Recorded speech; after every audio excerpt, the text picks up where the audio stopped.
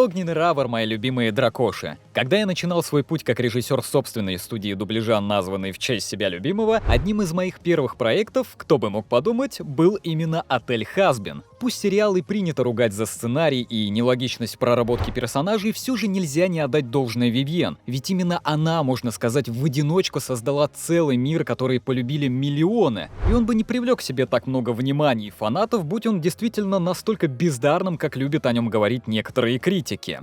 Помимо всего прочего, Вивьен не стесняется поднимать сложные и неоднозначные темы, говорить о которых в наши, вы сами понимаете, какие времена, мало кто вообще осмелится. И сейчас я расскажу тебе именно об одной из них. Уверен, не ошибусь, если скажу, что для многих знакомство с отелем началось именно с Энджел Даста. Этот весьма харизматичный паучок сходу цепляет своими колкими фразами и вызывающим поведением. Он дерзкий, за словом в карман не лезет и всегда в центре внимания. Но, как часто это бывает, за внешним лоском может таиться бездонная тьма. Когда Энджел остается наедине с самим собой и откладывает маску в сторону, он вновь и вновь сталкивается с болезненной реальностью. Все его существование, весь этот фарс – один большой обман. Ему противна его жизнь, больше напоминающая глубокий сон без сновидений, но проснуться он не может, ведь он зависим. И весь образ Даста – это одна большая метафора, повествующая о взрослой и крайне тяжелой теме – зависимости. И не какой-то конкретной, а как социального явления в принципе. Ведь образ этого персонажа имеет немало параллелей с тем, как ведут себя и чувствуют те, кто оказался по итогу под властью зависимости. Каждая зависимость начинается с чего-то малого. Поначалу оно может казаться безобидным развлечением, которое в любой момент, конечно, можно прекратить, если захочешь. Но день за днем, шаг за шагом связь с ней становится все прочнее, а вот связь со всем остальным миром ослабевает и в итоге разрывается. На момент событий сериала Энтони уже успел погибнуть от передозировки и оказаться по итогу в аду. Но разве это его остановило? Вовсе нет. Он продолжил тонуть, и одним из его первых шагов был разрыв всех связей с семьей. Да, они были мафией, но все-таки семьей. И что тоже очень важно, Энтони придумывает себе новую личность, меняя и образ, и имя. Теперь он больше не Энтони, он Энджел Даст. А в буквальном переводе с английского его новое имя означает «ангельская пыль», что является отсылкой к названию одного запрещенного вещества. И это крайне тонкая метафора от Вивьен, ведь любая зависимость меняет человека настолько кардинально, что он порой и правда становится совершенно другой личностью. Личностью, которая выстраивается вокруг зависимости и существует исключительно ради нее. Его новая жизнь полна ярких красок, ночных огней, славы и тусовок. Но за каждую каплю блаженства приходится платить все более и более высокую цену. К сожалению, я не знаю подробностей о том, как и когда Энджел познакомился с Валентино, но я более чем уверен, что именно Валентино и есть главная метафора в истории Энджела. Безусловно, Валентино — это отдельный персонаж со своим характером и образом, но роль, которую он играет в жизни Энджела, очень уж похожа на то, какую роль играет зависимость в жизни каждого, кто оказался в ее рабстве. Понятное дело, человек не подписывает контракт со своей зависимостью, но то, что он постепенно начинает принадлежать ей все больше и больше, не вызывает никаких сомнений. Она тоже поначалу так же мягка и убедительна, как Валентино, и она тоже обещает много ярких впечатлений и возможности забыть о проблемах хотя бы ненадолго. Но с каждым днем цена только возрастает. Былая яркость сменяется безжалостной серостью, и чтобы наполнить жизнь красками и испытать те же самые ощущения, приходится каждый раз увеличивать дозу, погружаясь в эту бездну все глубже и глубже. Есть некоторая ирония в том, что по своему виду Энджел Даст паук, а Валентино мотылек. Это паукам свойственно заманивать всех в свои липкие сети, а мотылькам лететь к свету и сгорать, но никак не наоборот. Примечательно, насколько явно в сериале читаются параллели с реальностью. Хоть по контракту Энджел и обязан работать на Валентино по ночам, возникает стойкое ощущение, что до 4-й серии он в студии даже не появляется. Валентино то и дело приходится напоминать ему о себе. Он злится, строчит Энджелу кучу однотипных сообщений, но не предпринимает никаких действий, чтобы вернуть его. Это что же за контракт такой, раз его можно так легко нарушать в одностороннем порядке? При желании, конечно, все можно объяснить, но если смотреть на ситуацию не с точки зрения сюжета и лора, а с точки зрения символизма, все начинает восприниматься крайне иначе. Если Валентино — символ зависимости Энджела, то отказ приходить в студию — это олицетворение борьбы с ней. И дается она ему крайне тяжело. Все эти попытки Валентина вернуть его уж очень напоминают калейдоскоп мысли в голове у того, кто твердо решил бороться со своей зависимостью.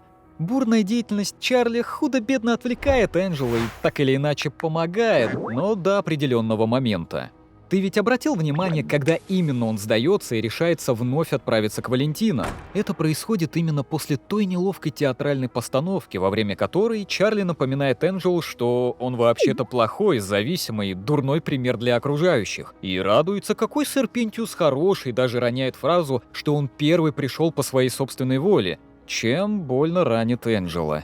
Хоть он и сохраняет свой саркастичный тон, видно, как ему тяжело. После всего этого он и уходит в свои мысли, прислушивается к Валентино и затем, уже в начале 4-й серии, отказывается от планов Чарли и делает все по-своему. И затем происходит та самая сцена в студии. Она создает настолько дикий контраст по сравнению со всем происходившим в сериале, а жестокость Валентины и беспомощность Энджело выглядит так грязно и реалистично, что до сих пор бросает в дрожь. А песня Poison — это буквально гимн зависимости, обнажающий всю боль и отчаяние Энджело. Это очень тяжелая песня, и, признаться честно, когда я впервые ее услышал, я был шокирован ее откровенностью и даже невольно прослезился, потому что таким мы Энджело еще не видели. И именно с 4-й серии «Отеля» я понял, что это все-таки довольно серьезное произведение, а не просто какая-то комедия о том, как одна принцесса перепутала ад с Диснеем. И когда Энджело оказывается в кризисе, в игру вступает еще одна фигура. Одна из особенностей нарративного стиля Вивен заключается в ее любви проводить параллели между персонажами и сталкивать вместе либо противоположности, либо персонажей со схожей судьбой, но в разных обстоятельствах. Хороший тому пример — история Блица и Стоулса, в которой поднимается тема свободы выбора, о котором я рассказывал в одном из своих роликов. Здесь мы встречаемся с похожей ситуацией. Хаск — это жертва зависимости, причем его ситуация настолько запущена, что, кажется, пути назад попросту уже нет. И если Энджел и предпринимает хоть какие-то попытки побороться за себя, то Хаск окончательно со своей судьбой уже смирился и погрузился в нее с головой. Но в его случае проблемы уже две — азартные игры и выпивка. Подобная не редкость, ведь зачастую одна зависимость влечет за собой другую. Хаск чрезмерно предавался азартным играм и буквально проиграл всего себя без остатка. И затем, будучи не в состоянии избавиться от тяжелых мыслей, начал прикладываться к бутылке. Со временем он и стал таким, каким мы привыкли видеть его в сериале. Зависимость — это попытка бегства от проблем, но она лишь создает новые проблемы, спасение от которых ищется уже в новых зависимостях. Хаск прошел этот путь, а Энджел лишь только встает на эту скользкую тропу, пытаясь залить свое горе. Иронично, что в самом имени Хаск скрыт небольшой намек. Английское слово «хаск» переводится как «оболочка» или «шелуха». И ведь и правда, все, что осталось от некогда могучего и великого картежника, лишь тень самого себя. И единственное, что согревает его сердце, это воспоминание о былом. Его душа на коротком поводке у Алластера, тогда как душа Энджела в цепких когтях Валентина. И всему виной зависимость. У каждого своя. Один не видел своей жизни без азартных игр, тогда как второй и дня не мог прожить без славы, развлечений и, что уж греха таить, сладкого яда.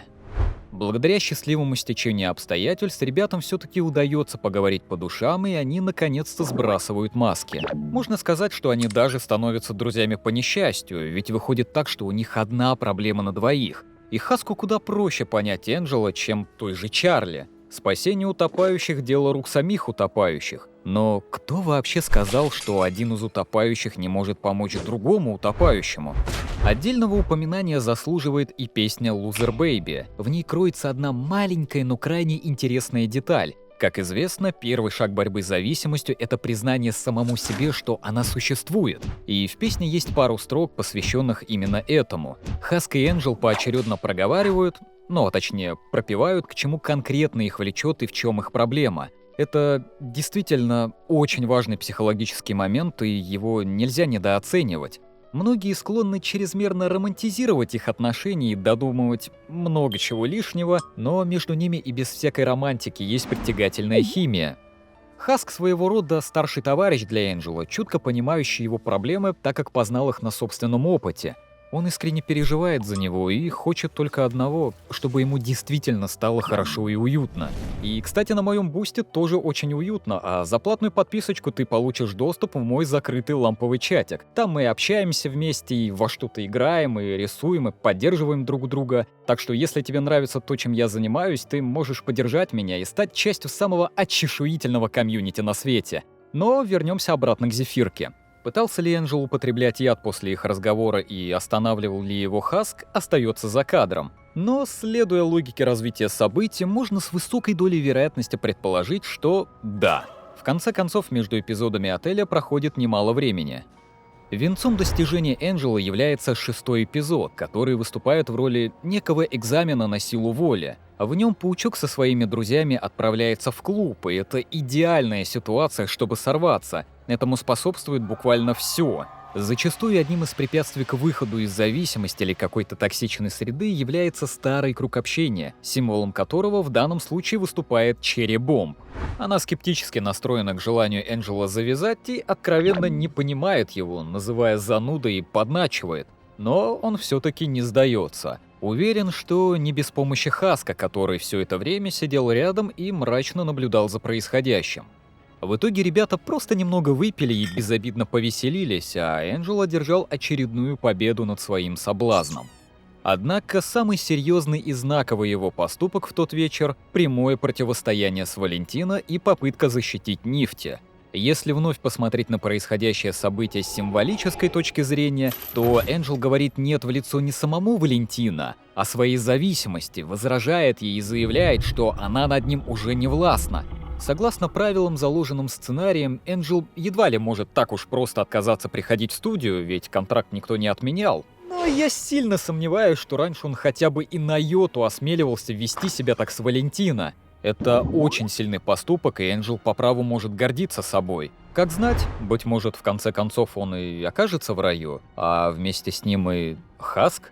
Пока что неизвестно, может ли грешник, который продал свою душу, как-то вырваться из этой западни и попасть в рай. Но я уверен, что в будущих сезонах мы обязательно об этом узнаем. В любом случае, мне хочется верить, что у полюбившейся нам герою все будет хорошо, и Энджела с Хаском обязательно ждет счастливый финал.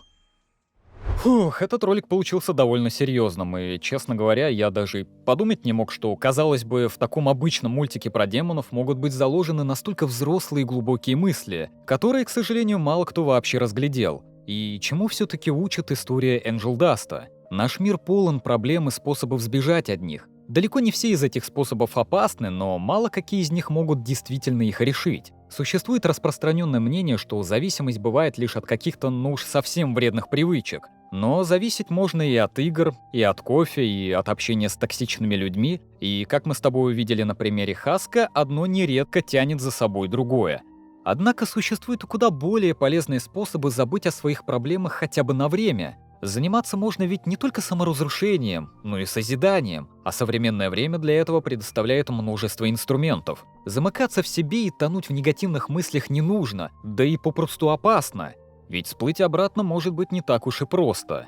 Помни об Энджел Дасте. И если у тебя будет выбор между легким способом убежать от своих проблем и правильным, вспомни, что случилось с ним. Он всего лишь хотел сбежать от серой действительности, а по итогу угодил в бесконечный круговорот боли, страданий и ненависти к себе. У него все будет хорошо, ведь он встретил Хаска и нашел в себе силы оттолкнуться от дна.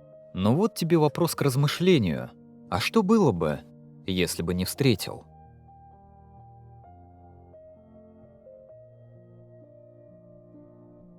Драконий спасибо за просмотр! Обязательно подпишись на меня и поставь лайк, так ты сделаешь мне очень приятно. И, кстати, зацени мой кавер на песню Poison, уверен, ты будешь в восторге. Равр!